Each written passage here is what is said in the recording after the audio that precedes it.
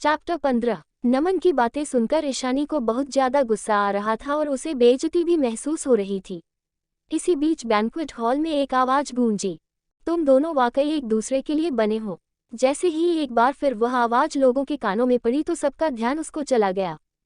जब सब लोगों ने उस तरफ देखा तो वहां पर ग्रे कलर के सूट में एक लड़का खड़ा नमन और कनिका की तरफ देखते हुए वह भीड़ में से निकल कर आ गया है।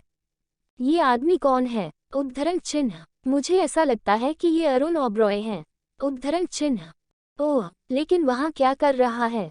उद्धरण चिन्ह। भीड़ में मौजूद लोग अब अरुण के बारे में बातें कर रहे थे, लेकिन अरुण को यहाँ देखकर कनिका के चेहरे से पसीना छूटने लगा था। अरुण आगे आकर खड़ा हुआ और उसने अपने नजरें सीधा कनिका पर जमा दी। कनिका को देखते हुए वो उसकी हंसी उड़ाते हुए बोला, आप सभी को परेशान करने के लिए मैं माफी चाहता हूँ, लेकिन ये जो कुछ भी हो रहा है उसे मैं भी काफी देर से देख रहा हूँ और अब मैं एक बात जरूर करना चाहता हूँ। उद्धरण चिन्ह। क्या? भीड़ में से किसी की आवाज आई। ईशानी ने जो कुछ भी कहा वह बिल्कुल सच था, क्योंकि काफी कम लोग जानते थे कि नमन त्रिपाठी की मंगेतर ईशानी है, और उन्हीं लोगों में से मैं भी एक था। आज इस जगह ईशानी और नमन की शादी होने वाली थी, लेकिन अब आप लोग को देख लीजिए कि यहाँ पर कोई शादी नहीं बल्कि नमन और कनिका की सगाई हो रही है। अभी सगाई के पीछे का क्या कारण है या फिर क्या हुआ उसके बारे में मैं ज्यादा नहीं बोलूंगा कि आप लोग खुद समझदार हैं। आप लोग खुद अंदाजा लगा सकते हैं कि इसके पीछे का कारण क्या हो सकता है। और एक बात याद रखना कि कनिका मां बनने वाली है। अरुण ने व्यंग्यात्मक तरीके से कुछ सोचते हुए नमन की तरफ देखा। वह बोला, लेकिन एक बात सोचने वाली है कि भला नमन त्रिपाठी 3 ही दिन में अपनी एक्सफिसी को कैसे भुला सकते हैं, और इतनी बेशर्मी के साथ सब लोगों के बीच उसे बेइज्जत कैसे कर सकता है। सब सच पता होने के बाद भी इतने लोगों के बीच उसने उसे झूठा साबित कर दिया। क्यों? उद्धरण चिन्ह। अरुण की बात सुनते ही नमन के चेहरे के भाव बदल गए और उसका चेहरा सख्त हो गया। तुम्हें किसने बताया ये सब? उद्धरण चिन्ह। मुझे ये बात कहाँ से पता चले कि कोई मायने नहीं रखती। अगर इस वक्त कोई बात मायने रखती है तो वह ये है कि दुनिया कितनी छोटी है, यहाँ कितने प्रकार होते हैं। उद्धरण चिन्ह। अरुण मुस्कुराया और उसने अपनी नजरें कनिका की तरफ से दी और हंसते हुए बोला, करीब 1 महीने पहले कनिका मेरी गर्लफ्रेंड थी। मुझे कनिका की एक्टिंग और इसका जवाब देना पड़ेगा। इतने कम समय में उसने इतने अमीर आदमी को फंसा भी लिया और उसे आप सगाई भी कर ली। या फिर शायद हो सकता है कि तुम दोनों काफी सालों से एक साथ तब और मिलकर ईशानी को चीट कर रहे थे। उद्धरण चिन्ह। अरुण की बात सुनते ही एक बार फिर लोगों के बीच बातें शुरू हो। आखिरकार अभी अरुण ने जो कुछ भी बताया था वह बहुत ज्यादा हैरानीजनक था। यहाँ अभी जो दुल्हन बनकर बैठी थी वह तो असल में उसकी रखेल थी, और अभी जिस ईशानी के बारे में वह लोग तरह तरह की बातें कर रहे थे असली दुल्हन तो वो थी। उस पॉइंट पर मीडिया लगातार अपने कैमरे में तस्वीरें कैद कर रही थी। उन लोगों को आज अपने कल के न्यूज़पेपर के लिए काफी सारी हेडलाइंस मिल चुकी थी। उन्हें आज अच्छा खासा मसाला मिल गया था। ये सच नहीं है ना? नमन भला ऐसा इंसान कैसे हो सकता है? उद्धरण चिन्ह। अगर यह सच हुआ तो ये कपल बहुत ज्यादा बुरा है। उद्धरण चिन्ह। गॉड, मुझे तो इस पर यकीन ही नहीं हो रहा। उद्धरण चिन्ह। सब लोगों के बीच बातचीत शुरू हो गई थी। जो लोग अभी कुछ देर पहले ही ईशानी को ताने मार रहे थे अब वह बिल्कुल शांत हो चुके थे। नमन इस वक्त काफी गुस्से में था और बहुत डरावना लग रहा था। वही कनिका का चेहरा गुस्से और डर के कारण लाल पड़ गया था। बंद करो अपनी बकवास। मैं जानती भी नहीं हूँ कि तुम कौन हो। आखिर क्यों तुम यहाँ सबके बीच मुझे यहाँ फंसाने की कोशिश कर रहे हो? उद्धरण चिन्ह। मैं तुम्हें बता रहा हूँ, अरुण ने गुस्से में चला कर कहा। मिस अग्निहोत्री, क्या आप चाहती हैं कि मैं यहाँ सब लोगों को सबूत दूँ? उद्धरण चिन्ह। तुम? कनिका डर गई थी। उसका डर अब उसके गुस्से पर हावी हो रहा था। उसके चेहरे का रंग पीला पड़ गया था। वहां पर मौजूद अधिकतर लोगों ने उसके चेहरे के बदले हुए भाव और रंग को देख लिया था, और अब वह सभी उसे अजीब नजरों से देख रहे थे। कनिका ने नमन की तरफ देखते हुए उसका हाथ पकड़ा और उदास लहजे में, नहीं नमन, तुम जानते हो ना कि मैं तुमसे बहुत प्यार करते हो। ये इंसान झूठ बोल रहा है। सिक्योरिटी किधर है? इस बार निकालो यहाँ से। उद्धरण चिन्ह। मैं पहले ही जानता था कि तुम कभी अपनी गलती मानोगे ही नहीं। झूठ बोलना तो तुम्हारी फितरत में है। अरुण ने गहरी घृणा के साथ कहा और अपने कोट की जेब में हाथ डालकर कुछ तस्वीरें बाहर निकाली। उन तस्वीरों में अरुण और कनिका एक दूसरे के काफी करीब थे। कुछ तस्वीरों में वह एक दूसरे के गले लगे हुए थे तो कुछ में एक दूसरे को किस कर रहे थे। उन्हें देखकर कोई भी कह सकता था उनके बीच रिश्ता दोस्ती से बढ़कर मिस्टर ओबरॉय झूठ नहीं बोल रहे हैं। ये सारी तस्वीरें असली है। उद्धरण चिन्ह। इसका मतलब कि हमने ईशानी को गलत समझा। उद्धरण चिन्ह। लेकिन गलत बात है, इन दोनों ने मिलकर एक बेकसूर को सबकी नज़रों में गिराने की कोशिश करी। वही अपनी चाल में कामयाब भी हो चुके थे। उद्धरण चिन्ह। लोगों के बीच इस तरीके की बातें शुरू हो गई थी। जो तस्वीरें अरुण ने दिखाई वह खुद में ही एक बहुत बड़ी सच्चाई थी। अब अगर कनिका इस बात को नकारने की कोशिश करेगी तो कोई उस पर यकीन नहीं करेगा। कनिका के चेहरे के सारे रंग उड़ चुके थे। सब कुछ इतनी तेजी से हो रहा था कि वह सिचुएशन को समझ ही नहीं पा रही थी। वो ये बात मानना ही नहीं चाहती थी कि वह अपने बिछाए हुए जाल में खुद फंस चुकी है। लेकिन ये सब हुआ कैसे हो? अभी कुछ देर पहले ही तो सब लोग उसकी तरफदारी कर रहे थे। शुरुआत से लेकर अब तक जो अटेंशन उसे चाहिए थी आज वह उसे मिल रही थी। लेकिन अब सभी लोग मिलकर उसकी बुराई कर रहे हैं। लेकिन अरुण ईशानी की तरफदारी क्यों कर रहा है? इस सवाल का जवाब नहीं मिल रहा था। उसने प्लान किया था कि वह सभी लोगों के बीच ईशानी को जलील करेगी, लेकिन अरुण ने यहाँ आकर उसका पूरा प्लान बिगाड़ दिया था। भला ईशानी को हमेशा कहीं ना कहीं से मदद क्यों मिल जाती है?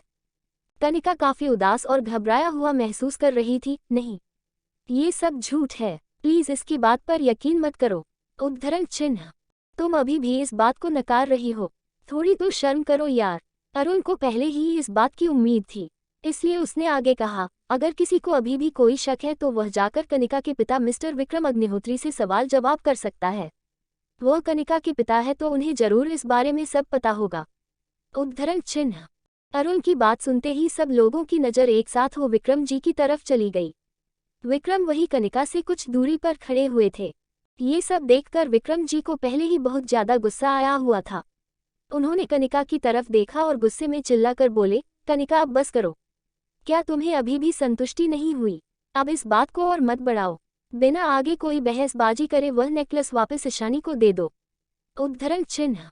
डैड। विक्रम जी की बातें सुनकर कनिका हैरान रह गई। विक्रम जी ने बिना कुछ कहे भी इस बात पर मोहर लगा दी थी कि कनिका ने ही जानबूझकर अपनी बहन ईशानी के मंगेतर को उससे छीना है। विक्रम जी के बगल में खड़ी हुई छाया ने खींचते हुए शिकायत भरे लहजे में कहा। छाया को काफी लंबे समय से उस नेकलेस का लालच था और अब ईशानी के घर छोड़कर जाने के बाद फाइनली वो नेकलेस उसकी बेटी को मिल गया था। वो उसे दोबारा ईशानी को वापस नहीं लौटाना चाहते थी। कनिका ने अपने कदम पीछे ले लिए। वो उस नेकलेस को ईशानी को नहीं देना चाहती थी। मैंने कहा कि ईशानी की चीजें कोई भी नहीं लेगा। उसका नेकलेस उसे वापस दो। पहले ही तुम्हारी वजह से हमारी काफी बदनामी हो चुकी है। अब बस करो। उद्धरण चिन्ह। विक्रम जी ने कनिका और छाया की तरफ घूरते हुए देखकर कहा। विक्रम की बात सुनकर कनिका का मन कड़वाहट से भर गया। इनडायरेक्टली विक्रम जी ने कहा था कि उनके घर में कनिका सारे सामानों पर अपना हक नहीं बता सकती, खासकर उन चीजों पर जो ईशानी की है। कनिका पहले से ही जानती थी कि भले ही विक्रम जी उसे अपनी सगी बेटी की तरह पालते हैं और उसका ख्याल भी रखते हैं, लेकिन फिर भी सगा खून सगा ही होता है। ईशानी उनकी अपनी बेटी थी, उनका अपना खून। उनके घर में मौजूद अधिकतर चीजें ईशानी की थी, जिसमें उनकी प्रॉपर्टी भी शामिल थी। कनिका शुरुआत से ही ईशानी से बहुत जल्दी थी और उसे नफरत भी करते थे। उसकी हमेशा से दिली तमन्ना थी कि वह सब कुछ उससे छीन ले, लेकिन इस वक्त वह विक्रम जी की बात नहीं टाल सकती थी। इसलिए उसने अपने गले में से वो नेकलेस उतारा और उसे ईशानी को वापस लौटा दिया। ईशानी नहीं करेगा कि आंखों में छलक रही खुद को चोट पहुंचाने की मंशा को इग्नोर करते हुए उससे वह नेकलेस वापस ले लिया। उनकी एंगेजमेंट पार्टी आज की जेड टीवी शो का एपिसोड बनकर रह गई थी। सभी लोग अब नफरत के साथ कनिका और नमन को देख रहे थे। कुछ लड़कियां और लड़के जिनका आइडल नमन था अब उन्हें नमन को अपना आइडियल मानते हुए भी शर्म आ रही थी। वह लोग बहुत निराश है। सभी लोग वहां से चले गए और साथ में उन्होंने जाने से पहले ये भी कहा कि आज के बाद वह कभी भी त्रिपाठी परिवार के द्वारा रखी गई किसी भी पार्टी में नहीं शामिल होंगे। उनके जाने के बाद एक एक करके सभी मेहमान वहां से वापस जाने लगे। त्रिपाठी और अग्निहोत्री परिवार की काफी ज्यादा बदनामी हो चुकी थी। हम सभी लोगों के चेहरे के भाव बदल गए थे, खासकर नमन के चेहरे के। उसके चेहरे पर हमेशा शांत और सौम्य भाव होते थे, लेकिन आज उसके चेहरे के भाव खतरनाक थे। कनिका ने गुस्से में अपने हाथों की मुठ्ठियां भींच ली। ईशानी अग्निहोत्री, ये सब कुछ सिर्फ उसकी गलती है। अगर वो ना होती तो आज उनमें से किसी की भी इतनी ज्यादा बेइज्जती ना होती। कनिका ने मन ही मन कसम खाई कि वह ईशानी को अब चैन से नहीं जीने देंगे।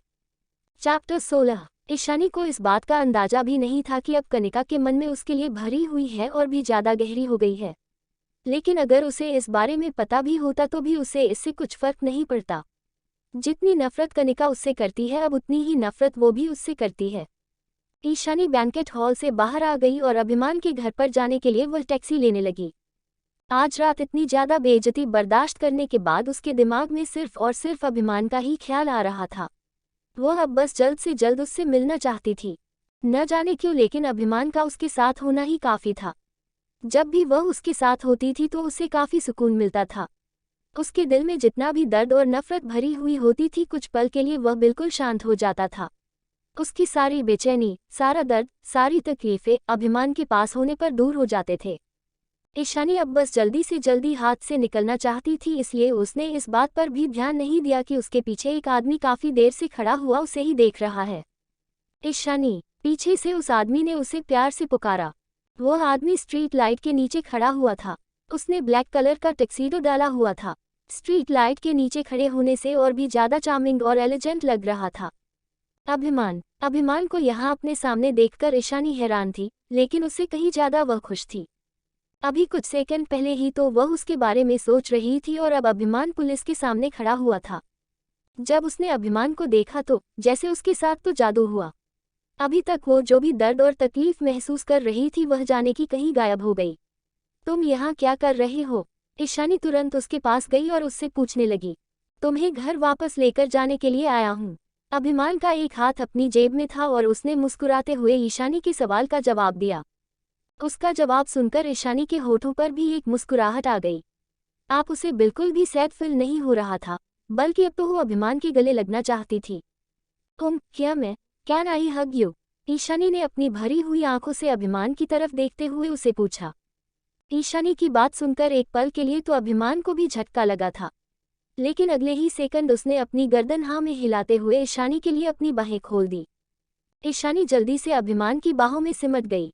उसने अपने दोनों हाथों को अभिमान की कमर के इर्द गिर्द लपेट दिया था और उसका चेहरा उसके सीने पर टिका हुआ था। अभिमान के सीने से लगते ही ईशानी को उसमें से आ रही उसके परफ्यूम की खुशबू महसूस हुई और उसके कानों में अभिमान की धड़कनें गूंजने लगी। अभिमान की धड़कनों को सुनकर ईशानी को राहत मिल रही थी। अभिमान ने ईशानी को काफी संभाल कर अपनी बाहों में समेटा हुआ था और वह धीरे धीरे उसके बालों में अपनी उंगलियां फिरा रहा था। अपनी ये पहली लड़ाई जीतने के बाद भी तुम इतनी उदास क्यों हो? उद्धरण चिन्ह। ईशानी ने ना में अपनी गर्दन हिलाए और बोली, नहीं, मैं उदास नहीं हूँ। मैं बस उन सभी बातों और झगड़ों से थक गई हूँ। उद्धरण चिन्ह। अपनी बात कहने के बाद अचानक ही ईशानी के दिमाग में कुछ खटका और उसने तुरंत अपना सिर उठाकर अभिमान की तरफ देखा और उससे पूछा, लेकिन तुम्हें कैसे पता कि मैं ये लड़ाई जीत गई? उद्धरण चिन्ह। ईशानी का सवाल सुनकर अभिमान ने एक बार फिर उसके सिर पर अपना हाथ रखकर उसे दोबारा अपने बाहों में भर लिया और बोला, क्योंकि मैं तुम्हारे बारे में सब जानता हूँ। उद्धरण चिन्ह। ईशानी जल्द ही समझ गई थी कि अभिमान क्या कहना चाहता है। मतलब तुम भी वही एंगेजमेंट पार्टी में मौजूद थे? उद्धरण चिन्ह। हाँ। अभिमान का जवाब काफी छोटा और सीधा था, लेकिन उसे सुनकर न जाने क्यों ईशानी को राहत मिली थी। अभी ईशानी को समझ आ रहा था कि अभिमान यहाँ क्या कर रहा है और क्यों आज उसने फॉर्मल इवनिंग ड्रेस पहनी हुई है। क्या अरुण को मेरी मदद करने के लिए तुमने कहा था? ईशानी ने एक बार फिर अभिमान से सवाल किया। तुम्हारी बहन से डील करने का यह मेरा सबसे ज्यादा दया भाव वाला काम था। अभिमान ने मना नहीं किया और उसने ठंडे लहजे में ईशानी के सवाल का जवाब दिया। थैंक यू, ईशानी ने हल्की मुस्कुराहट के साथ कहा। आज रात ईशानी ने काफी कुछ बर्दाश्त किया था। आज उसने कनिका के साथ साथ बाकी काफी सारे लोगों के मुंह से भी अपने लिए भला बुरा सुना था। उसके लिए उस पार्टी में बिताया हुआ एक एक पल मौत के बराबर था, और अगर अरुण वहां ना आता तो न जाने लोग उसके बारे में और क्या क्या बातें बनाते। लेकिन अंत में जीत उसकी हुई थी। आज वह काफी ज्यादा थक चुकी थी, लेकिन जब उसने अभिमान को देखा तो उसे पहले से काफी अच्छा महसूस हो रहा था। मैंने तुमसे कहा था ना कि मेरे रहते हुए कोई तुम्हें तकलीफ नहीं पहुंचा सकता। अभी मैंने ईशानी को खुद से दूर किया और उसके चेहरे को अपने हाथों में भरते हुए उसे कहा, अगर तुम इसी तरीके से कनिका का सामना करती रही तो वह बार बार तुम्हें तकलीफ पहुंचाने की कोशिश करेगी। अब तुम इन सब को छोड़ दो। कनिका और नमन को मैं अपने तरीके से हैंडल कर लूंगा। उद्धरण चिन्ह। तुम क्या करने की सोच रहे हो? अपनी पलकें झपकाते हुए ईशानी ने जिज्ञासा के साथ उससे पूछा। मैं परेशानी को जड़ से मिटाने में यकीन रखता हूँ। अभिमान ने सीधे शब्दों में कहा। उसका चेहरा कठोर था और उसकी आंखें बिल्कुल ठंडी थी। उसके चेहरे के भाव देखकर और उसका लहजा सुनकर ईशानी यकीन के साथ बोल सकती थी कि अभिमान इस वक्त बिल्कुल भी मजाक नहीं कर रहा है। उसने मुस्कुराते हुए अपनी गर्दन ना में हिलाए और बोली, नो डाउट कि मैं तुम्हारी बात से बिल्कुल सहमत हूँ, लेकिन हमें अभी ऐसा कुछ भी करने की जरूरत नहीं है। अभी तो सिर्फ कहानी की शुरुआत हुई है। मैं उन्हें तिल तिल मारकर अपनी जीत का मजा लेना चाहती हूँ। बचपन से लेकर आज तक कनिका में मुझसे जो कुछ पूछना है मैं वह हर चीज़ से वापस लेना चाहती हूँ। कनिका और नमन ने मिलकर मेरे साथ जो कुछ भी किया है मैं उन्हें उसकी सजा देना चाहती हूँ, ईशानी ने दृढ़तापूर्वक कहा। ईशानी की तरफ देखते हुए अभिमान ने कुछ सेकंड के लिए सोचा और सिर्फ अनमने ढंग से उसकी बात मानते हुए बोला, ठीक है, जैसा तुम्हें ठीक लगे। उद्धरण चिन्ह। अगली बार मैं खुद उनसे निपटना चाहती हूँ, बिना तुम्हारी किसी मदद के। ईशानी ने एक बार फिर अभिमान से निवेदन किया, लेकिन इस बार उसकी बात मानने में अभिमान को हिचकिचाहट हो रही थी। इस बात की मैं कोई गारंटी नहीं दे सकता, मुझे सिचुएशन के ऊपर डिपेंड करता है। अगर फिर से ऐसा कोई तमाशा हुआ तो मैं तुम्हारी मदद करने के लिए जरूर आगे आऊँगा। उद्धरण चिन्ह। मैं आगे से ज़्यादा केयरफुल रहूंगी। इस बार जो कुछ भी हुआ वह मेरे लिए काफ़ी बड़ा सबक था। अपनी उंगलियों को क्रॉस करते हुए ईशानी ने अभिमान से वादा किया। वह तो देखते हैं, चलो घर चलें। आई थिंक कि तुम्हें मुझे थैंक यू गिफ्ट देना चाहिए। अभिमान ने उसे कुछ सीधा जवाब नहीं दिया। उसने ईशानी का हाथ पकड़ा और उसे अपने साथ लिए गाड़ी की ओर बढ़ गया। ईशानी अभिमान के बगल में बैठी और असमंजस के साथ उसकी तरफ देखते हुए बोलती, what do you mean by thank you gift? उद्धरण चिन्ह। अभी कुछ देर पहले तुमने मुझे थैंक यू बोला था। हमें तुम्हें पहले भी कहा है कि मेरे लिए सिर्फ डबल एक्शन काफ़ी नहीं होते हैं। I prefer action. उद्धरण चिन्ह। अभिमान ने ईशानी की तरफ देखते हुए कहा। उसकी नज़र बीच बीच में उसके होठों पर जाकर ठहर रही थी। इस वक्त उसकी गहरी और जलती हुई आंखें साफ साफ बयां कर रही थी कि उसे क्या चाहिए। अभिमान को उसकी लत लग चुकी थी। थैंक यू गिफ्ट तो सिर्फ एक बहाना था, वह असल में उसे अपने करीब महसूस करना चाहता था। ईशानी भी समझ गई थी कि अभिमान क्या कहना चाहता है, और यह बात समझ आते ही उसके गाल गुलाबी होने लगे थे। वह अपनी जगह पर जम गई थी और बिल्कुल भी हिल नहीं पा रही थी। तुम मेरा मजाक बना रहे हो ना? उद्धरण चिन्ह। अपने गुलाबी गालों के साथ उसने हिचकिचाते हुए अपने निचले होंठ को अपने दांतों तले दबा लिया। अभिमान ने जब ये देखा तो उसका मन और भी ज्यादा ललचा गया और उसका दिल करा कि वह अभी इसी वक्त ईशानी के उसी होंठ को अपने दांतों तले दबा ले। अगर तुम यह नहीं करना चाहती तो कोई बात नहीं, मैं तुम्हारे साथ कोई जबरदस्ती नहीं करूंगा। ईशानी के फैसले का सम्मान करते हुए अभिमान ने शांत लहजे में कहा, लेकिन उसकी आंखों में अभी भी एक आशा की उम्मीद दिखाई दे रही थी। ईशानी को भी अपने ऊपर अभिमान की पैशन से भरी हुई नजरें महसूस हो रही थी, इसलिए उसने अपनी गर्दन हिलाते हुए कहा, ऐसी कोई बात नहीं है, इट्स ओके। उद्धरण चिन्ह। ईशानी की परमिशन मिलते ही अभिमान के होठों पर मुस्कुराहट आ गई और अगले ही पल उसने ईशानी को अपनी बाहों में भर लिया। अगले ही सेकंड उसके गर्म होंठ ईशानी के होठों पर जा ठहरे थे। पहले तो ईशानी हैरान रह गई थी, लेकिन जैसे जैसे अभिमान की किस डीप होती जा रही थी वैसे वैसे ही ईशानी भी उसे किस करने लगी थी।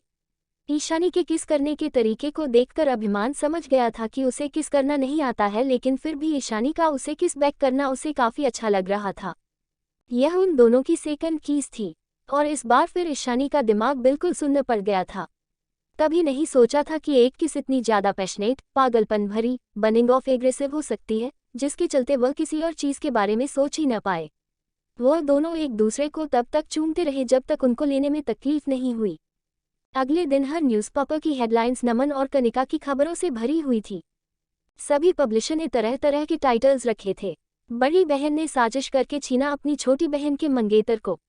उद्धरण चिन्ह। क्या एक बहन इतनी क्रूर हो सकती है?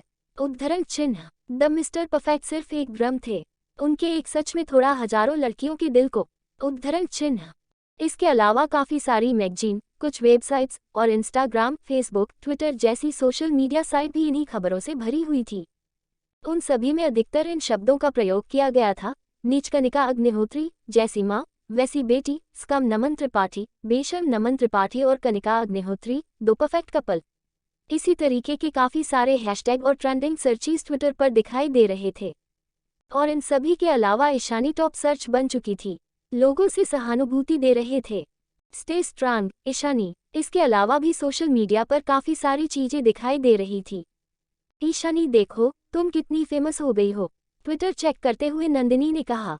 इस वक्त वह इतनी एक्साइटेड थी जैसे उसे कोई लॉटरी मिल गई हो।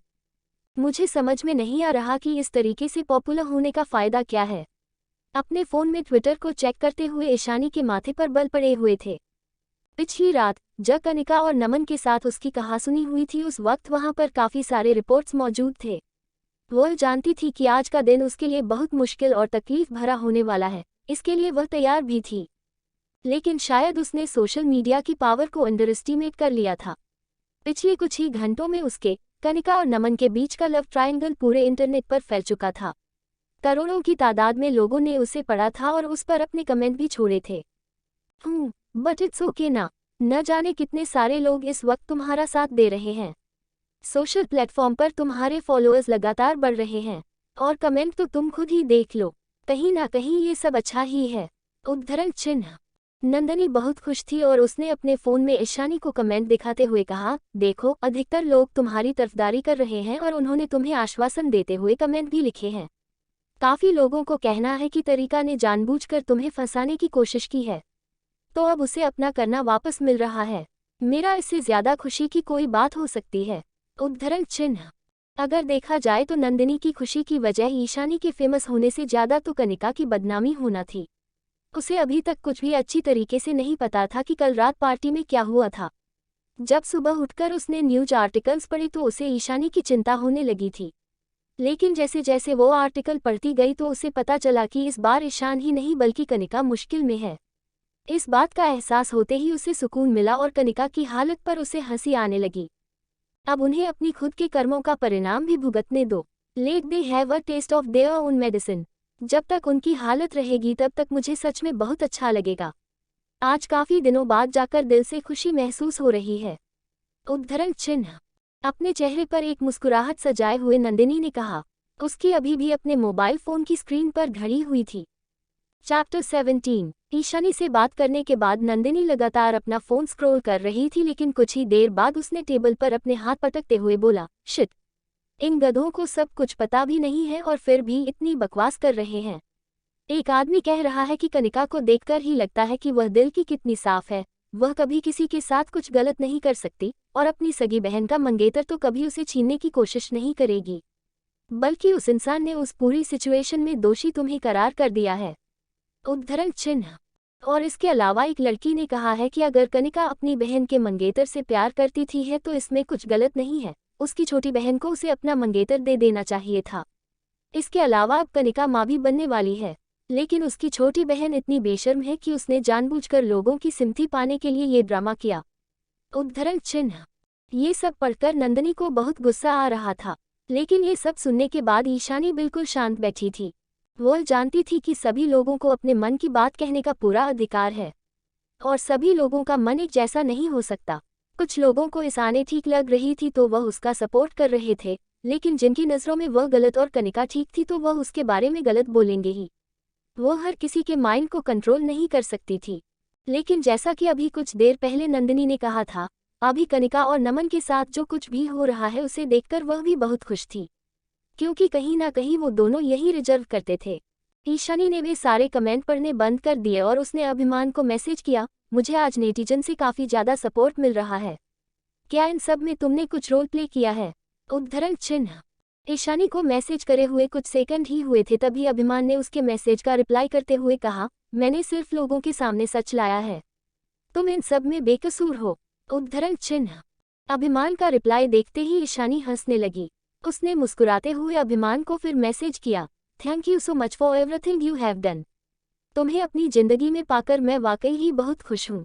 आई will always be thankful to the moment जब मैंने अपनी पूरी जिंदगी के लिए तुम्हारा साथ चुना था। तुम मेरी जिंदगी के लकी चार्म बनकर आए हो। उद्धरण चिन्ह। You are most welcome. तुम जो भी चाहो मैं तुम्हें वह लाकर दे सकता हूँ। तुम कभी अपने रास्ते से न भटको, इसका ध्यान मैं रख लूँगा। अभिमान ने ईशानी को रिप्लाई करते हुए कहा। ईशानी ने उस मैसेज की तरफ हैरानी के साथ देखा। हालांकि वो एक सिंपल सा मैसेज था, लेकिन उस मैसेज के पीछे छिपा अभिमान का कॉन्फिडेंस और गुस्सा वो समझ गई थी। अगर कोई और यह बात कहता तो ईशानी उस पर ज़्यादा ध्यान नहीं देती, लेकिन ये बात खुद अभिमान ने कही थी। उसके कहीं एक एक शब्द पर ईशानी को यकीन था। राजवंश एंटरटेनमेंट ग्रुप का सीईओ होने के नाते वह आधी से ज्यादा एंटरटेनमेंट मार्केट पर राज करता था। जितना पावरफुल बहुत था, उसके चलते वह निश्चित ही ईशानी को वो लाकर दे सकता था जो वह चाहती थी। ईशानी ने अप्रत्याशित रूप से ही इतने पावरफुल इंसान से शादी कर ली थी। अब उसे ऐसा लग रहा था जैसे नमन के साथ उसका ब्रेकअप होना उसके लिए अच्छा ही था। Degree degree degree degree degree degree degree degree degree degree degree degree degree degree. वही दूसरी तरफ ये सारे आर्टिकल्स और कमेंट पढ़कर नमन और कनिका का दिमाग खराब हो चुका था, खासकर कनिका का। जब उसने इंटरनेट पर अपने लिए इस्तेमाल हुए इतने गंदे और जहरीले शब्दों से भरे हुए कमेंट पढ़े तो उसने गुस्से में अपना आधा रूम तोड़फोड़ दिया था। उसके कमरे में रखी हुई हर चीज टूटकर जमीन पर बिखरी हुई थी। डैम इट, ईशानी तुम इतनी घटिया कैसे हो सकती हो? उसने गुस्से में ईशानी को गालियां देते हुए कहा। उसकी आंखों में रोष के साथ साथ ईशानी के लिए नफरत भी भाई हुई थी।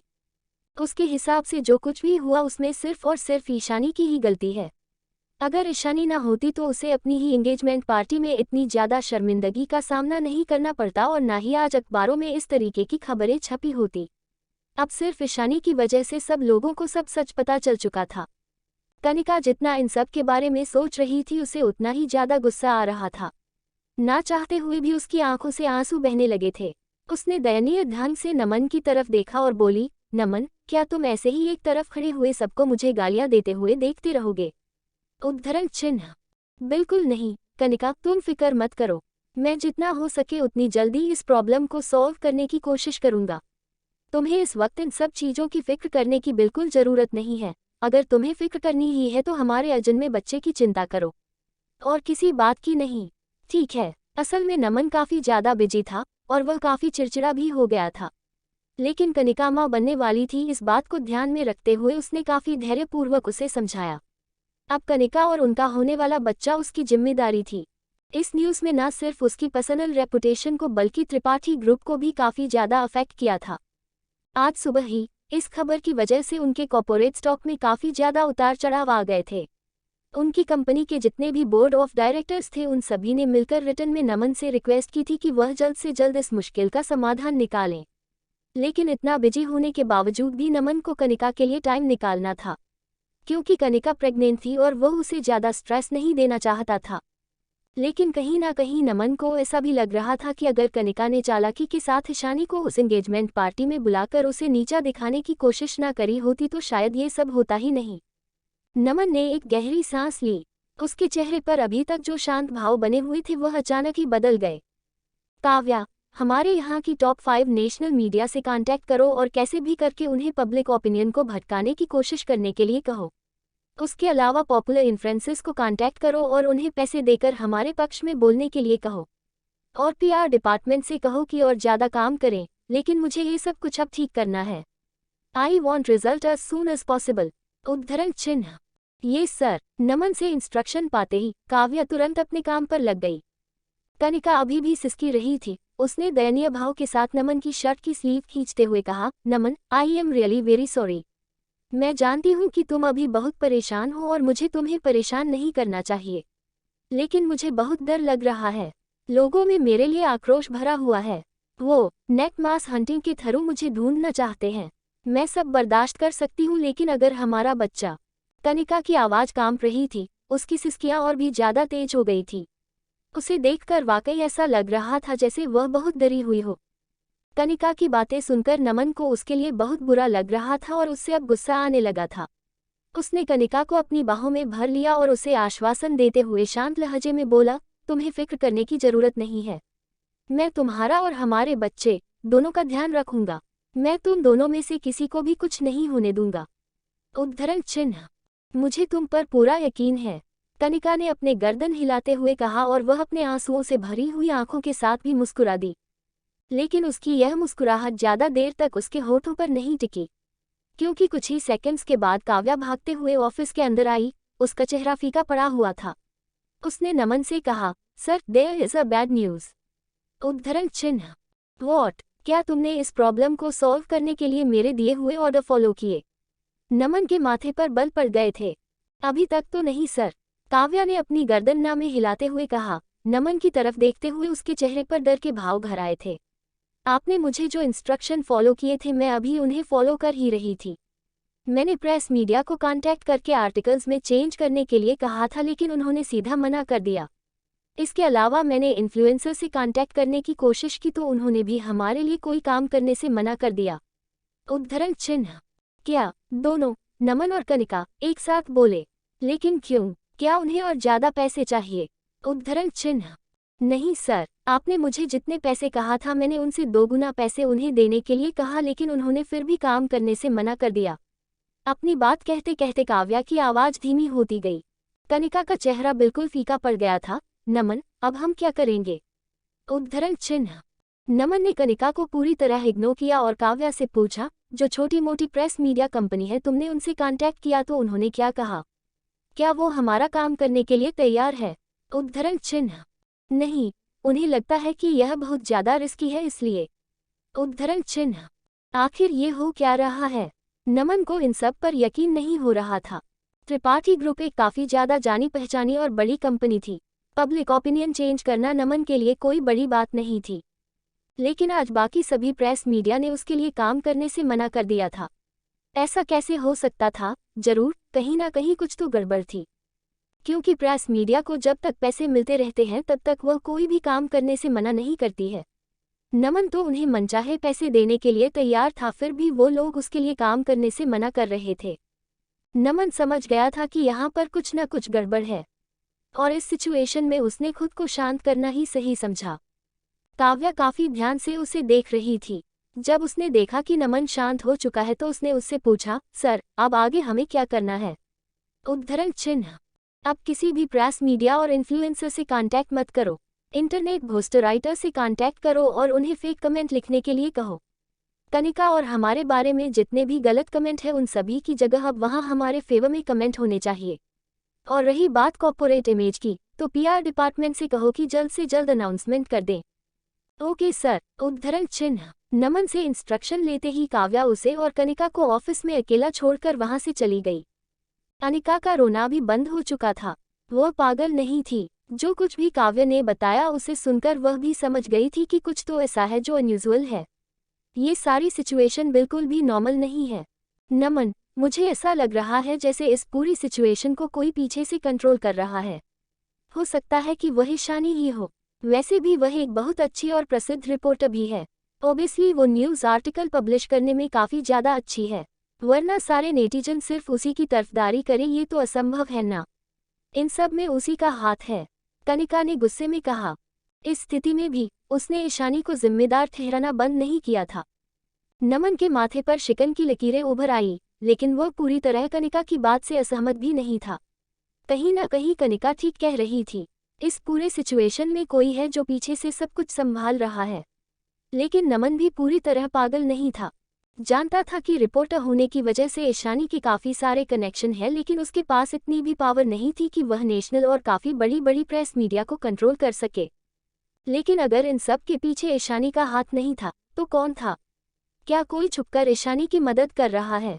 नमन की त्योरियां चढ़ गई और वह कुछ सोचने लगा। कनिका, तुम इसकी फिक्र मत करो, तुम अभी घर चली जाओ। मुझे अभी कंपनी में और भी काफ़ी काम संभालना है। तुम अपना और बेबी का अच्छे से ख्याल रखो। और रही बात इन अफवाहों की, तो मैं इनसे निपटने का कोई और रास्ता ढूंढता हूँ। उद्धरण चिन्ह। लेकिन कनिका ने अपने होठों को चबाया। इस तरीके से यहाँ से जाना नहीं चाहती थी, लेकिन जब उसने नमन के चेहरे के बिगड़े हुए भावों को देखा तो उसने फैसला किया कि वह उसकी बात मान लेगी। नमन, ईशानी ने मेरे साथ बहुत गलत किया है और तुम उसका बदला उससे लोगे। चाहे कुछ भी हो जाए, तुम्हें ईशानी को उसकी गंदी चालों में कामयाब नहीं होने देना है। उद्धरण चिन्ह। मैं ऐसा बिल्कुल नहीं होने दूंगा, लेकिन तुम अभी घर जाओ। उद्धरण चिन्ह। ठीक है, अपना ख्याल रखना, नंदिनी ने कहा और अपना बैग उठाकर वहां से बाहर निकल गई। लेकिन अभी भी वह बहुत गुस्से में थी। क्यों? नमन को पाने के लिए उसने काफी कठोर परिश्रम किए थे। वह सिर्फ अपनी खुशी चाहती थी, तो इसमें गलत क्या था? लेकिन इसके बावजूद भी सभी लोग सिर्फ उसे गालियां दे रहे थे और ईशानी को सहानुभूति। इन सब के बारे में वो जितना ज्यादा सोच रही थी, उसके दिल में ईशानी के लिए नफरत उतनी ही ज्यादा बढ़ती जा रही थी। उसने गुस्से में अपना फोन निकाला और श्वेता के पास कॉल लगा दिया। श्वेता के कॉल पिक करते ही कनिका ने उससे कहा, श्वेता, तुमने मुझसे कहा था कि तुम एंटरटेनमेंट ग्रुप के वारिस से मुलाकात करना चाहती हो। मैं इसमें तुम्हारी मदद करूंगी, लेकिन उसके बदले तुम्हें मेरा एक काम करना होगा। उद्धरण चिन्ह। चैप्टर 18। जब वह न्यूज़ बहुत ज़्यादा फैलने लगी तो फाइनली त्रिपाठी ग्रुप ने उसके खिलाफ एक्शन लिया। ट्विटर पर जो कमेंट ईशानी का सपोर्ट कर रहे थे, अब वह उसका सपोर्ट नहीं कर रहे थे। कुछ लोग ईशानी की यह कहकर निंदा कर रहे थे कि उसने लोगों की अटेंशन पाने के लिए और उनकी नज़रों में दुर्बल दिखने के लिए ये सब किया है। ईशानी ने जानबूझकर किया है क्योंकि वह सबकी नज़रों में कनिका और नमन को गिराना चाहती थी। अधिकतर लोग उस पर तरह तरह के इल्जाम लगा रहे थे। कुछ लोग कह रहे थे कि ईशानी ने सब दिखावा किया है, क्योंकि अधिकतर सारी खबरें नमन और कनिका के खिलाफ थी और उनके हिसाब से ईशानी बिल्कुल इनोसेंट थी। इसका मतलब इन सब के पीछे उसी का हाथ है। कुछ नेटिजन ने ईशानी का बैकग्राउंड सर्च किया तो उन्हें पता चला कि वह अग्निहोत्री परिवार की सगी बेटी है। उन लोगों के हिसाब से ईशानी ने अग्निहोत्री कंपनी और अपने ओहदे का फायदा उठाकर कनिका के खिलाफ साजिश रची है। धीरे धीरे करके सोशल मीडिया पर सबके बीच इन्हीं बातों को लेकर डिस्कशन होने लगा था। अभी तक भारी तादाद में लोग ईशानी की तरफदारी कर रहे थे, लेकिन अब उनकी संख्या कम हो चुकी थी। अभी तक जो कोई भी ईशानी को सपोर्ट कर रहा था वह बाकी लोगों के शक की वजह से अब उसके खिलाफ हो गया था। कनिका और नमन, फाइनली इन दोनों कमीनों ने एक्शन ले ही लिया। अपने फ़ोन में कमेंट को स्क्रॉल करने के बाद नंदिनी ने कड़वाहट के साथ कहा। ईशानी को पहले ही इस बात की उम्मीद थी, इसलिए उसने मुस्कुराकर कहा, उन्होंने यह मेरी सोच से पहले कर दिया। वो इतनी जल्दी एक्शन लेंगे मैंने यह नहीं सोचा था। उद्धरण चिन्ह। ईशी, यार तुम ऐसी सिचुएशन में इतना शांत कैसे रह सकती हो? ये कमेंट तुम्हारे लिए बिल्कुल भी गुड साइन नहीं है, और अगर तुमने इसको ऐसे ही चलने दिया तो ये पूरी सिचुएशन तुम्हारे खिलाफ हो जाएगी और लास्ट में तुम्हें ही बहुत ज़्यादा सफ़र करना पड़ेगा। उद्धरण चिन्ह। ईशानी की तरफ अपनी आंखें घुमाते हुए नंदिनी ने रूठे हुए लहजे में कहा। उसे ईशानी की काफ़ी ज़्यादा फिक्र हो रही थी, जबकि ईशानी जैसे बिहेव कर रही थी जैसे उसका इन सब से कोई लेना देना ही नहीं है। ईशानी की फ़ोटो पर एक मुस्कुराहट थी जो पूरी तरह आत्मविश्वास से भरी हुई थी। वो जानती थी कि अंत में जीत उसी की होनी है। अपनी आंखें जब कहते हुए नंदिनी ने ऐसा दिखाया जैसे उसे कुछ समझ आ रहा हो। ईशानी की तरफ देखा और बोली, ईशानी, मुझे सब सच सच बताओ। पब्लिक ओपिनियन को मैनिपुलेट करने के लिए पैसे तुमने दिए हैं ना? उद्धरण चिन्ह। नंदिनी का सवाल सुनकर ईशानी चौंक गई, लेकिन फिर उसने मुस्कुराते हुए उससे कहा, तुम कुछ ज़्यादा ही मुनहफट हो गई हो। उद्धरण चिन्ह। इसका मतलब ये सब तुमने किया है? हैरानी के कारण नंदिनी की आंखें फैल गई। नहीं, मैंने ये सब नहीं किया है, लेकिन किसी और ने यह मेरे लिए जरूर किया है। ईशानी ने एक बड़ी सी मुस्कुराहट के साथ मुस्कुरा कर कहा। जब नंदिनी ने उसकी बात सुनी तो उसकी आंखें चमक उठी। एक रिपोर्टर होने के नाते वह काफ़ी सेंसिटिव थी और कुछ भी असामान्य चीज़ को जल्दी नोटिस कर लेती थी। कौन है वह? उद्धरण चिन्ह। फिलहाल के लिए एक सीक्रेट है, ईशानी ने रहस्यमय ढंग से उसकी तरफ आंख मारते हुए कहा। नंदिनी ने मुंह बनाकर उसकी तरफ देखा और फिर बोली, अब तुम मुझसे भी सीक्रेट रखोगी? उद्धरण चिन्ह। मैंने उस इंसान से वादा किया है। उद्धरण चिन्ह। ठीक है, लेकिन ये बताओ कि वह लड़का है या लड़की? नंदिनी ने अपनी बात जारी रखी। कॉन्फिडेंशियल। उद्धरण चिन्ह। ईशी, अब मुझे इस चीज़ के बारे में बताकर तुम मुझसे सब छुपा रहे हो। यार, ऐसे मत करो मेरे साथ, मेरे पेट में दर्द रहेगा। क्या तुम चाहती हो कि मुझे रात को नींद न आए? नंदिनी ईशानी की बातों से संतुष्ट नहीं थी। वो लगातार ईशानी से आगे की बात जानने का प्रयास कर रही थी, लेकिन ईशानी उसे और उसके प्रयास दोनों को इग्नोर कर रही थी। ईशानी और नंदिनी एक दूसरे से बात कर रहे थे, वहीं दूसरी तरफ श्वेता ने अपने द्वेषपूर्ण इरादों के साथ मीडिया डिपार्टमेंट के जनरल मैनेजर ऑफिस डोर पर नॉक किया। Manager, I want to report something to you. अपने नीचे काम करने वाले सभी लोगों के सामने श्वेता हमेशा अपना सिर ऊंचा उठाकर चलती थी, लेकिन अपने सीनियर के आगे वह काफ़ी नरमी से पेश आती थी और उसे काफ़ी इज्जत भी देती थी। क्या हुआ है? उद्धरण चिन्ह। मुझे लगता है कि हमारे डिपार्टमेंट में काम करने वाले ईशानी के बारे में आपने अभी तक न्यूज़ सुन ली होगी, और उसी न्यूज़ की वजह से नीचे काफ़ी सारे रिपोर्टर्स की भीड़ इकट्ठा हो गई है जो एंट्रेंस गेट का रास्ता ब्लॉक कर रही है। मुझे सुबह से लेकर अभी तक बाकी डिपार्टमेंट से लगातार शिकायतें सुनने को मिल रही है, इसलिए मैं यहाँ आपसे आने की इंस्ट्रक्शन लेने के लिए आई हूँ। आप प्लीज़ मुझे बताएं कि अब उन शिकायतों को मैं किस तरीके से डील करूँ? उद्धरण चिन्ह। देखने में तो ऐसा लग रहा था जैसे श्वेता वाकई सब लोगों की शिकायतें सुनकर परेशान हो गई हो और यह सब कुछ सच बताकर आगे की इंस्ट्रक्शन लेने के लिए आई हो, लेकिन उसके यहाँ आने के पीछे की वजह काफ़ी घिनौनी थी। स्पेशल एंटरटेनमेंट ग्रुप में सोनिया को सभी लोग अच्छे से जानते थे। वह मेरे डिपार्टमेंट की जनरल मैनेजर थी। अपने काम को लेकर वह काफ़ी ज़्यादा सीरियस और मेहनती थी। काम के समय वह अपना हर एक लेने का भी सोच समझ कर लेती थी और काफ़ी स्ट्रिक्ट भी थी। अगर उसे किसी चीज़ से नफरत थी तो वही ये था कि उसे बिल्कुल पसंद नहीं था कि उसके किसी भी जूनियर की पर्सनल लाइफ की वजह से उनके काम पर असर पड़े। सोनिया एक मिडिल क्लास फैमिली से बिलोंग करती थी और आज इस मुकाम तक पहुंचने के लिए उसने काफ़ी लंबा सफ़र तय किया था और काफ़ी मेहनत भी की थी। श्वेता ने सिर्फ उसके करैक्टर का फ़ायदा उठाया था और जानबूझकर वह उसके पास ईशानी की शिकायत लेकर आई थी। वो जानती थी कि यह बात सुनकर सोनिया इस प्रॉब्लम को सॉल्व करने के लिए कोई ना कोई एक्शन जरूर लेगी। जैसा कि श्वेता ने उम्मीद की थी वैसे ही यह खबर सुनने के बाद सोने के माथे पर बल पड़ गए और उसने बोला, ईशानी को इधर भेज दो। उद्धरण चिन्ह। Okay ma'am. उद्धरण चिन्ह। अपनी चाल कामयाब होती देखकर श्वेता के होठों पर मुस्कुराहट आ गई और उसने हाँ में अपनी गर्दन हिलाई। Degree degree degree degree degree degree degree degree degree degree degree degree degree. कुछ देर बाद ईशानी ने सोनिया के केबिन में एंटर किया। मैम, आपने मुझे बुलाया था। उद्धरण चिन्ह। तुम जानते हो कि क्यों बुलाया था मैंने तुम्हें? सोनिया ने तीखी नजरों के साथ ईशानी की तरफ देखकर कहा। उसकी आवाज काफी कठोर और डरावनी थी। ईशानी सोनिया की कॉपी ज्यादा रिक्वेस्ट करती थी और उसे एडमायर भी करती थी, क्योंकि सोनिया अपने काम में भी काफी ज्यादा अच्छी थी और साथ ही उसका मैनेजमेंट करने का तरीका भी बहुत अच्छा था। अच्छे इंसान की सराहना हर कोई करता है। इसके अलावा ईशानी के अच्छे कामों के चलते सोनिया ने उसे कई बार प्रमोट भी किया था। नो मैम, मुझे कोई आइडिया नहीं है, प्लीज बता दीजिए। ईशानी ने अपनी गर्दन हिलाए और शांति के साथ सोनिया की तरफ देखते हुए कहा। ईशानी, मैं तुम्हारे काम करने के तरीके की सराहना करती हूँ। इस बात में कोई शक नहीं है कि तुम अपने काम में काफ़ी अच्छी हो, लेकिन मैंने कभी तुमसे यह उम्मीद नहीं की थी कि तुम्हारी पर्सनल लाइफ तुम्हारे या कंपनी के वर्क एनवायरनमेंट में कोई प्रॉब्लम क्रिएट करेगी। तुमने नीचे जमा हुई रिपोर्टर्स की भीड़ को देखा। उनका इस तरह वहाँ खड़े होना हमारे काफ़ी सारे वर्कर्स के काम को अफेक्ट कर रहा है। ये प्रॉब्लम तुमने क्रिएट की है तो इसे सॉल्व भी तुम ही करोगी। एनीवे, आज शाम तक मुझे वह सभी रिपोर्टर वहाँ से गायब नजर आने चाहिए। समझ गई तुम? उद्धरण चिन्ह। सोनिया की आवाज़ काफ़ी ऊंची थी और उसके चेहरे के भाव काफ़ी सख्त थे। अब ईशानी को समझ आ गया था कि उसे यहाँ पर क्यों बुलाया गया है। अभी तक वह कोई भी न्यूज़ इकट्ठे करने के लिए बाहर नहीं गई थी, इसलिए उसे इस बात का बिल्कुल भी अंदाजा नहीं था कि नीचे रिपोर्ट्स की भीड़ जमा हो रखी है। लेकिन कहीं ना कहीं वह भी जानती थी कि इस परेशानी के पीछे का कारण नहीं है, इसीलिए वह खुशी खुशी इस प्रॉब्लम को सॉल्व करने के लिए तैयार थी। इसलिए उसने सोनिया के सामने कोई भी एक्सक्यूज नहीं दिया, बल्कि सीधा जवाब देते हुए बोली, डोंट वरी मैम, मैं जल्द से जल्द ये प्रॉब्लम सॉल्व करने की कोशिश करूंगी। उद्धरण चिन्ह। गुड, मुझे तुमसे यही उम्मीद थी। अब तुम यहाँ से जा सकती हो, लेकिन एक बात याद रखना, यू आर एक्सीलेंट। कुछ हेरे गेरे लोगों की वजह से अपना करियर खराब मत करना। मुझे पूरा यकीन है कि तुम्हारा फ्यूचर काफ़ी ज़्यादा ब्राइट है और तुम जीतोगी। मुश्किलें ज़िंदगी का एक काफ़ी खूबसूरत हिस्सा है। कुछ लोग उनसे डरकर हार मान लेते हैं तो कुछ लोग उन्हें निखरने के लिए इस्तेमाल करते हैं।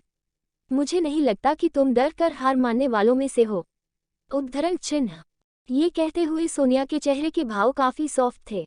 वो जानती थी कि ईशानी अपने काम को लेकर काफ़ी ज़्यादा सीरियस है। और रही बात आज हो रहे हंगामे की, तो गलतियाँ इंसान से ही होती है।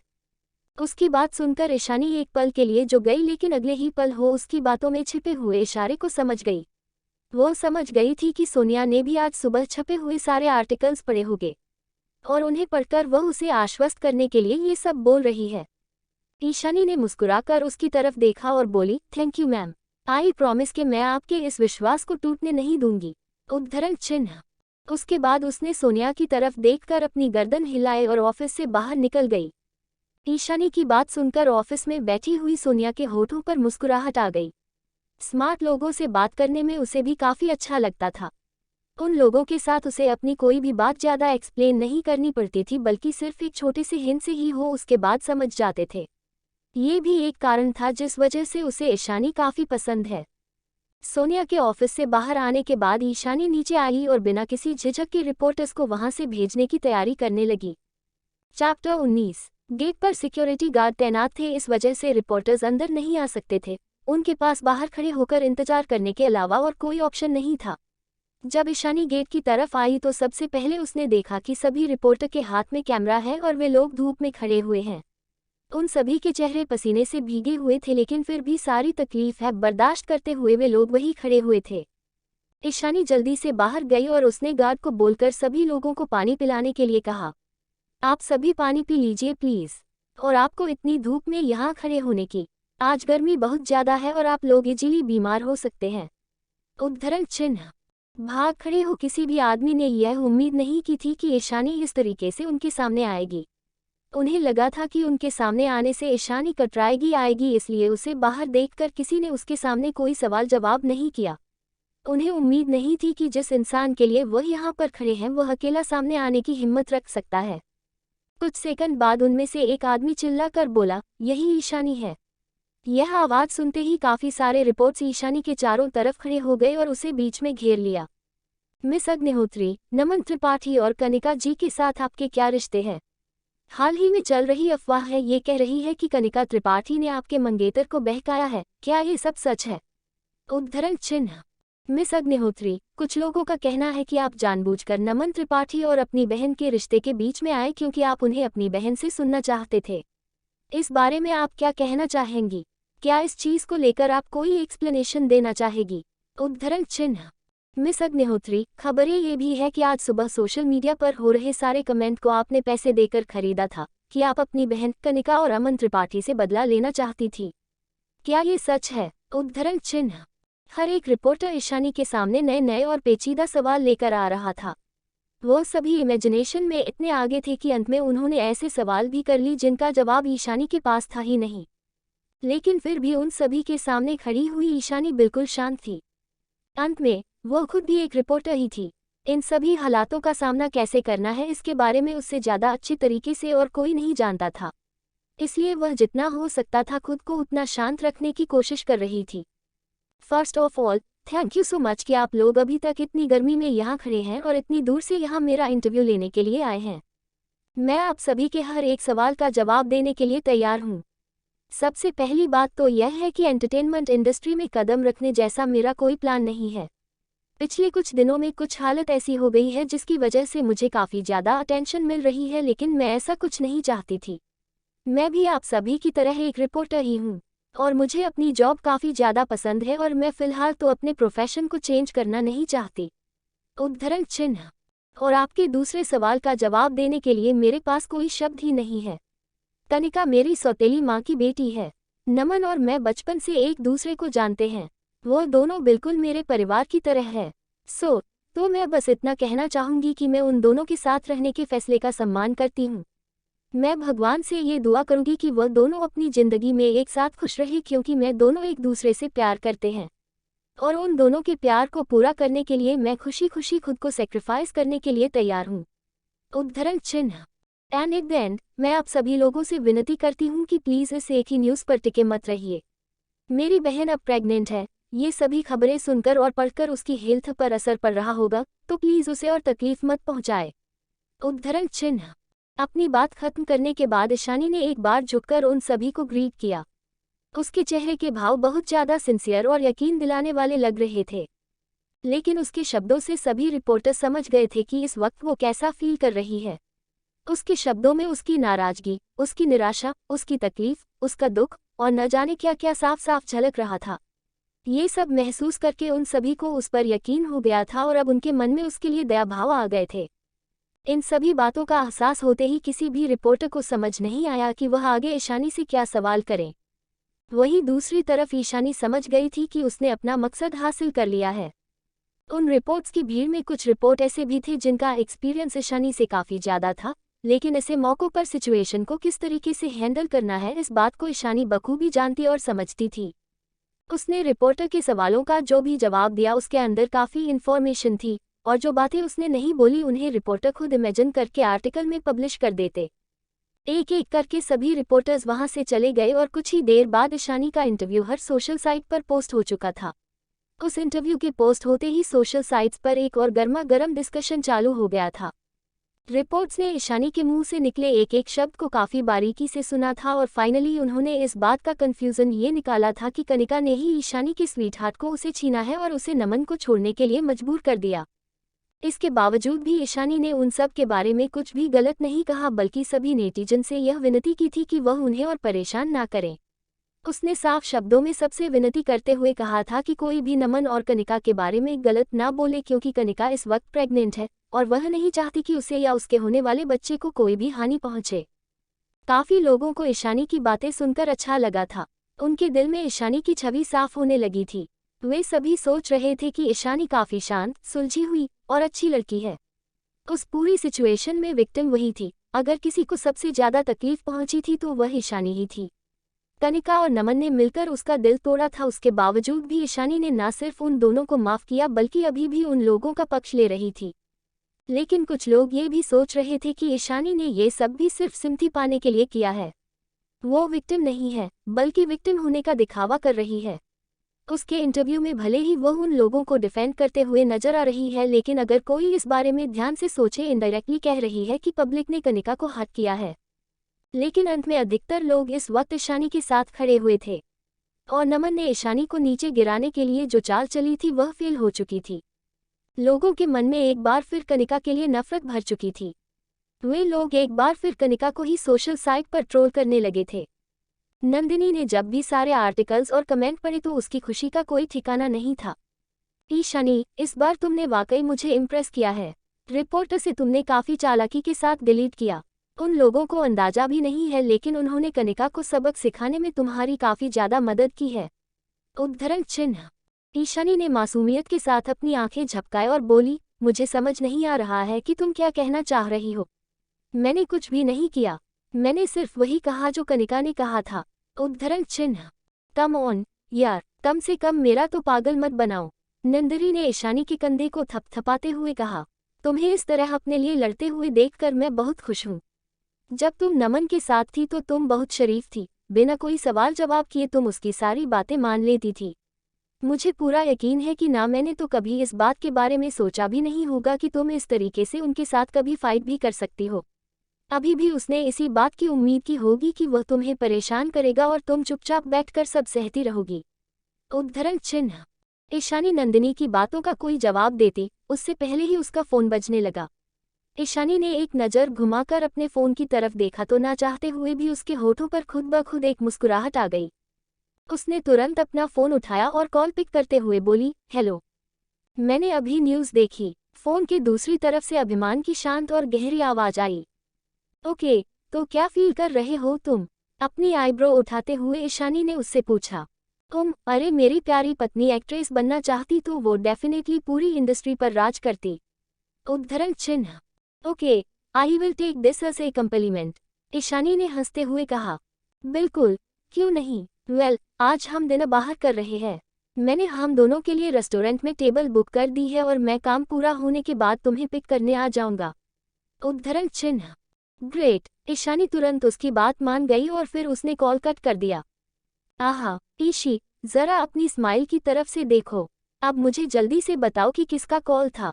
नंदिनी ईशानी के पास आई और अपनी बड़ी बड़ी जिज्ञासा भरी आंखों से उसकी तरफ देखते हुए बोली, एक फ्रेंड का कॉल था।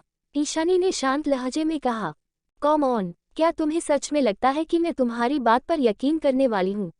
नंदिनी ने शक भरी निगाहों से ईशानी की तरफ देखा। Well, more than a friend, but मैं अभी तुम्हें उनके बारे में कुछ नहीं बता सकती। उद्धरण चिन्ह। फिर वही बात, क्या ये वही इंसान है जिसने तुम्हारे लिए पब्लिक ओपिनियन को मैनिपुलेट किया था? उद्धरण चिन्ह। मैं सही समय आने पर तुम्हें उनसे मिलवा दूंगी। नंदिनी की तरफ देखते हुए ईशानी ने उससे वादा किया। ओके, लेकिन अगर तुमने ऐसा नहीं किया तो मैं तुम्हें। ईशानी को मुक्का दिखाते हुए नंदिनी ने कहा। चैप्टर 20। जैसा कि अभिमान ने कहा था, इस आने का काम पूरा होने के बाद वह उसे पिक करने के लिए उसकी कंपनी के बाहर आ गया था। गाड़ी में बैठने के बाद उसने अतुल को गाड़ी रेस्टोरेंट की तरफ लेकर जाने के लिए कहा। हर बार की तरह अभिमान ने इस बार भी जो रेस्टोरेंट चूज किया था वह काफी आलीशान था। वह रेस्टोरेंट काफी ऊंचाई पर बना हुआ था जिससे शहर के नज़ारे काफी खूबसूरत दिखाई दे रहे थे। वहां के डाइनिंग को गार्डन स्टाइल में बनाया गया था, जिसको काफी अच्छे तरीके से क्रिस्टल की मदद से डेकोरेट किया गया था। और उन क्रिस्टल की वजह से वह और भी ज्यादा प्रीटी दिख रहा था। वो दोनों जब वहां पर पहुंचे तो वेटर ने उन्हें उनकी सीट दिखाई। अभिमान ने विंडो साइड टेबल चूज कर रखी थी। नीचे देखते हुए उन्होंने पाया कि पूरा शहर काफी दूर तक फैला हुआ है और काफी खूबसूरत नजर आ रहा है। ये जगह खूबसूरत है। मैं अभी तक जितने भी रेस्टोरेंट्स में गई हूँ उनमें ये सबसे ज्यादा अच्छी है, ईशानी ने तारीफ करते हुए कहा और उसकी आंखें चमक उठी थी। यहाँ का खाना भी काफी अच्छा है। ये लो मेन्यू, तुम क्या खाना पसंद करोगी? अभिमान ने ईशानी को मेन्यू दिया और एक मुस्कुरान के साथ उससे पूछा। थैंक यू, ईशानी ने मुस्कुराते हुए अभिमान के हाथों से मेन्यू ले लिया और उसे देखने लगी। उसमें तरह तरह की डिशेज थी, हर कोई दिखने में काफी अलग और सुंदर लग रही थी। यहाँ तक कि उनका नाम भी काफी यूनिक था। ईशानी ने जल्दी ही अपने और अभिमान दोनों के लिए खाना ऑर्डर कर दिया। खाना आने का वेट करते हुए ईशानी मुस्कुराए और सचिन से बोली, मेरी बेस्ट फ्रेंड को तुम में कुछ ज्यादा ही इंटरेस्ट आ रहा है। उद्धरण चिन्ह, क्या वह लड़की जो उस दिन तुम्हारे लिए सबसे लड़ रही थी? अपनी आईब्रो ऊपर उठाते हुए अभिमान ने ईशानी से पूछा। हाँ, ईशानी ने मुस्कुराते हुए हमें अपनी गर्दन हिलाई। क्या तुमने उसे बताया कि मैं कौन हूँ? उद्धरण चिन्ह, ईशानी नामे अपनी गर्दन हिलाते हुए बोली, नहीं, अभी तक तो मैंने उसे कुछ नहीं बताया है, क्योंकि हम दोनों ने इस बात पर एग्रीमेंट किया था कि जब तक जरूरी ना हो तब तक हम अपने रिश्ते के बारे में किसी को नहीं बताएंगे। उद्धरण चिन्ह, लेकिन अगर तुम उसे हमारे बारे में बता देती हो तो मुझे इससे कोई फर्क नहीं पड़ेगा। उस दिन जब अभिमान स्पेशल एंटरटेनमेंट ग्रुप में गया था तो नंदनी को इस आने के लिए दूसरों से लड़ते हुए देखकर वह काफी खुश था। उसके अलावा उसने जब ईशानी के बारे में सब कुछ जाना था तो उसे पता चला था कि नंदनी उसकी काफी अच्छी दोस्त है, अब हमेशा उसे अच्छी अच्छी ट्रीट भी करती है। इसलिए अगर ईशानी नंदनी को उसके बारे में बता भी देती है तो इससे अभिमान को कोई प्रॉब्लम नहीं थी। ओके, तो अब मुझे नंदनी से ज्यादा टाइम तक कुछ छुपाना नहीं पड़ेगा। तुम जानते हो वह काफी वायलेंट है, उसे गुस्सा बहुत जल्दी आ जाता है। नंदनी के बारे में अभिमान को बताते हुए इस आने के होठों पर मुस्कुराहट थी। ईशानी के ये साइड देखकर अभिमान हैरानी के साथ साथ खुश भी था। बातों ही बातों में वह उसे छेड़ने की कोशिश कर रही थी। ईशानी के होठों की मुस्कुराहट कब अभिमान के होठों पर आ गई उसे पता ही नहीं चला। कुछ ही मिनट बाद वेटर उन दोनों का खाना लेकर उनकी टेबल पर आ गया। अभिमान ने ही जब खाने की तरफ देखा तो वह आश्चर्यचकित रह गया। तुम्हें कैसे पता? उद्धरण चिन्ह, मैंने तुमसे कहा था कि मैं एक अच्छी बीवी बनने की कोशिश करूंगी। आई एग्री कि मैं अभी तुम्हारे बारे में ज्यादा कुछ नहीं जानती हूँ, लेकिन तुम्हें जाने की शुरुआत में तुम्हारे खाने में पसंद और नापसंद से तो कर ही सकती हो ना। किसी भी कपल के बीच ही सबसे ज्यादा बेसिक चीज होती है। उद्धरण चिन्ह, ईशानी ने अपने और अभिमान के लिए गिलास में वाइन सर्व करते हुए मुस्कुराकर कहा, पिछली बार तुमने सारा खाना मेरी पसंद का ऑर्डर किया था और इस बार मैंने सारा खाना स्पेशली तुम्हारी पसंद को ध्यान में रखते हुए ऑर्डर किया है। आई होप कि एंजॉय करो। उद्धरण चिन्ह, ईशानी की बातें सुनकर अभिमान बिल्कुल शांत हो गया था। उसकी आंखें ईशानी के चेहरे पर बिल्कुल जम गई थी, लेकिन आज उसकी आंखों में एक अलग ही तरीके के भाव मौजूद थे। कुछ मिनट चुप रहने के बाद उसने ईशानी की तरफ देखते हुए उसे कहा, you will be a good wife. उद्धरण चिन्ह, मैं और अच्छा करने की कोशिश जरूर करूंगी। एक समय मुस्कुराहट के साथ ईशानी ने कहा। Degree degree degree degree degree degree degree degree degree degree degree degree degree degree degree. उन दोनों ने हंसते मुस्कुराते बातें करते हुए अपना डिनर कंप्लीट किया। ईशानी ने भी वाइन पी थी और उस पर थोड़ा नशा भी चढ़ गया था, लेकिन वह काफी खुश थी और उसे यह फीलिंग भी काफी अच्छी लग रही थी। एक बार घर पहुंचने के बाद ईशानी ने डिसाइड किया कि वह सबसे पहले शावर लेगी। वाइन पीने की वजह से उसके गाल गर्म और लाल हो चुके थे और बाथरूम की तरफ जाते हुए उसके कदम भी लड़खड़ा रहे थे। कुछ देर बाद वह नहाकर बाथरूम से बाहर आ गई। अभिमान वही कमरे में सोफे पर बैठा हुआ लैपटॉप में अपना कुछ काम कर रहा था। ईशानी की मौजूदगी का एहसास होते ही उसने अपनी गर्दन उठाकर उसकी तरफ देखा तो पाया कि ईशानी के बड़े बड़े बाल गीले हैं और उनमें से पानी उसके कंधों पर टपक रहा है। ये देखकर उसके माथे पर बल पड़ गए और उसने कहा, इधर आओ, तुम यहाँ बैठो। उद्धरण चिन्ह, ओके। थोड़ी हिचकिचाहट के साथ ईशानी आकर अभिमान की बगल में बैठ गई। अभी मैंने कुछ नहीं कहा बल्कि वह खड़ा हुआ और ड्रॉर में से हेयर ड्रायर निकाल कर लाया और ईशानी के बाल सुखाने लगा। उसकी यह हरकत देखकर ईशानी हैरान थी। मैं ये खुद कर लूंगी। उद्धरण चिन्ह, हिलो मत, शांति से अपनी जगह पर बैठी रहो। उद्धरण चिन्ह, अभिमान की आवाज काफी गहरी थी। वो अपनी पतली और लंबी उंगलियों के साथ ईशानी के सिर में हाथ पैर रहा था। उसके बालों को सुखाते हुए उसके चेहरे पर काफी सीरियस एक्सप्रेशन थे। ईशानी अविश्वसनीय भावनाओं के साथ वहां बैठी हुई थी। क्या मैं कोई सपना देख रही हूँ? उसने मन ही मन सोचा। इतना पावरफुल, अनअप्रोचेबल अभिमान राजवंश उसके बाद सुखा रहा है। इस बात की कल्पना तो उसने कभी सपने में भी नहीं की थी। कुछ देर बाद अभिमान में हेयर ड्रायर को ऑफ कर दिया और धीमी आवाज में बोला, इट्स डन। उद्धरण चिन्ह। Thank you. अपनी उंगली से अपने बालों को अपने कानों के पीछे करते हुए ईशानी ने मुस्कुरा कर कहा। उसके होठों पर सजी वो मुस्कुराहट बिल्कुल जादुई थी, क्योंकि अभिमान चाहकर भी अपनी नजरें वहां से नहीं हटा पा रहा था। उसकी नज़र ईशानी की खूबसूरत चेहरे पर बिल्कुल अटक गई थी। ईशानी के बाल उसके कंधों पर बिखरे हुए थे। उसके गाल गुलाबी हो रखे थे और उसकी आंखें बिल्कुल तारों की तरह चमक रही थी।